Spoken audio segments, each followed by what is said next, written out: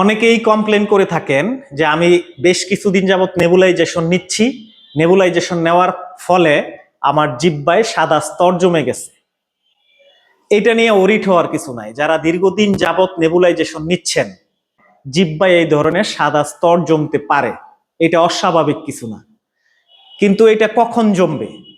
কথা হচ্ছে নেবুলাইজেশন নেওয়ার পরে আপনাকে বলা হয় যে গার্গল করবেন, মুখ ভালোভাবে পরিষ্কার করবেন।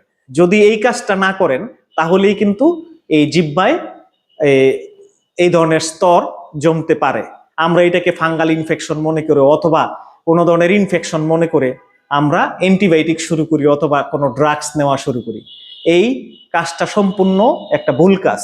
করতে হবে কি, যে এই ধরনের স্তর যদি বা লেয়ার যদি জিহ্বার উপরে পড়ে নেবুলাইজেশন নেওয়ার পরে, তাহলে আপনাকে নেবুলাইজেশন নেওয়ার পরপরই আপনাকে ভালোভাবে কুসুম গরম পানি দিয়ে গার্গল করতে হবে, জিহ্বাটা বা মুখটা ভালোভাবে পরিষ্কার করতে হবে।